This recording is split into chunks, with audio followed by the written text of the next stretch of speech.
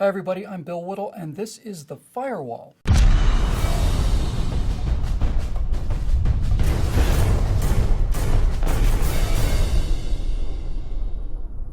There's an epidemic breaking out in America today, a deadly and destructive epidemic that can do catastrophic damage to our country and its people. It's not an Ebola epidemic. It's an epidemic of fear. It's an epidemic of fear caused not only by the presence of a terrible disease, but by the sense that no one is in charge, that no one's taking decisive action, and that the people charged with defending us against this kind of threat were asleep at the wheel and continue to flounder. They lie to us and cover their mistakes when you get right down to it.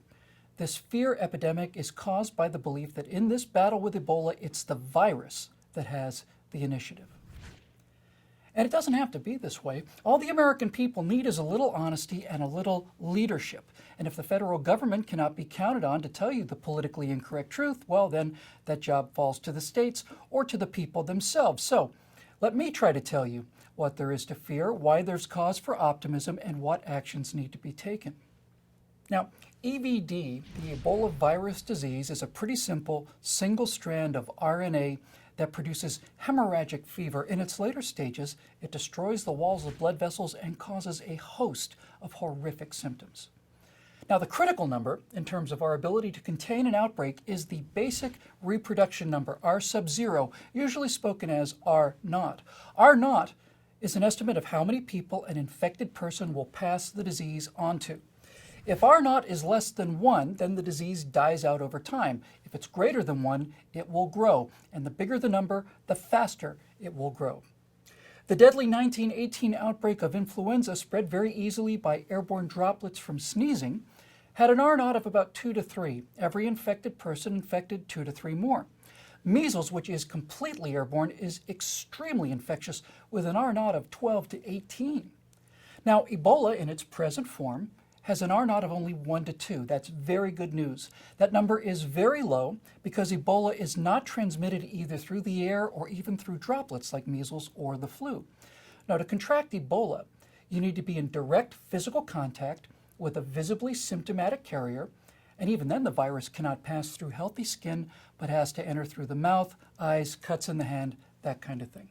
But 1 to 2 is still a positive number, if a low one, and that means that the disease does spread. But the one thing that we need to keep in mind here in America is that the existing reproductive rate of 1 to 2 for Ebola is artificially much, much higher than it would be here in America, because it's derived from historical conditions in Central and now West Africa, where sanitary conditions are appalling and effective isolation virtually impossible. Ebola's relatively low infection index is as high as it is almost exclusively because of burial customs in African culture, where tradition dictates that relatives must wash the blood off of infected bodies by hand. Blood that in the case of Ebola is extremely contagious, and there are not a lot of rubber gloves or surgical masks out there in West Africa. And there's another factor too. Ebola is not just spread by contact, it's also spread by fear. And in Africa, that fear also drives these numbers much higher than they would normally be. For example, on September 18th, 2014, at least 8 government health workers and journalists were found hacked to death in a latrine in Guinea, murdered in cold blood by villagers who thought that they were in fact spreading the disease intentionally. There were reports of relatives breaking into hospitals in West Africa, assaulting the medical staff, and removing by force extremely infectious individuals while shouting, "There is no Ebola."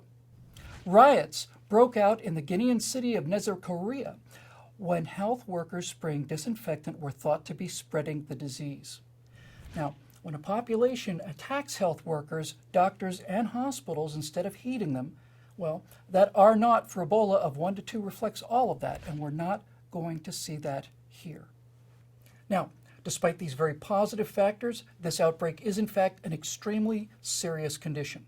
Ebola, unlike most viruses, which can survive outside of a living body for only a few seconds or at most a few minutes, appears to be able to remain viable for up to 3 or 4 days.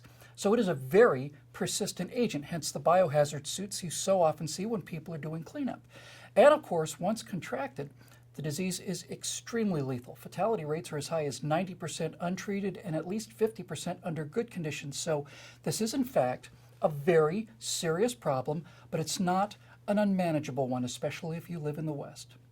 I suspect more people are going to die before we get this contained, but I also do not see any way it's going to break out into our population the way it has in Africa. Now, of course, that's assuming we have a competent government. However, federal authorities didn't seem to give a second thought when large numbers of illegal aliens carrying various serious infections were simply tightly packed together and housed and then just distributed all across the country. And as usual, we seem to be critically short on test kits and antiviral medications, especially vaccines. Why? We've known about this deadly disease since 1976. We have 11 carrier strike groups, fully armed and staffed, fully trained, with most of them operational at all times in order to defend the American people. Why are we so perpetually unprepared in the face of this serious and well-known threat? Is it because of the present administration's commitment to the idea of open borders? Because we're also told that shutting off air travel to West Africa will hamper medical access and healthcare workers. Really? Really? You're telling me that we can't shut off civilian air traffic to these highly contagious areas without being smart enough to get medical personnel in and out of there on military transports if necessary, with personnel who are presumably trained, as all military personnel are, in chemical, biological, and nuclear contamination protocols? Some shameless Democrats are blaming budget cuts for this outbreak, but when the president spends $500 million of your tax dollars on Solyndra to make solar cells, and then the entire company immediately goes bankrupt, taking that money with it, or when Obamacare is spending $2,600 billion in 10 years, and they still can't be prepared, well, then maybe the answer isn't more money for the government. Maybe the answer is a government that gets its priorities straight when it comes to defending the American people. And where's the president on all this? Why does a private citizen have to stand here and make the case when this is in fact precisely the reason we have a chief executive in the first place? Maybe he's out fundraising, or maybe he's playing golf. Maybe he just doesn't care. But as usual, he sure as hell is not out in front of this issue, this one above all others, telling us why all we really have to fear is fear itself. Please subscribe to our YouTube channel and be sure to visit us at truthrevolt.org. And to keep these messages coming, please consider making a donation by clicking here.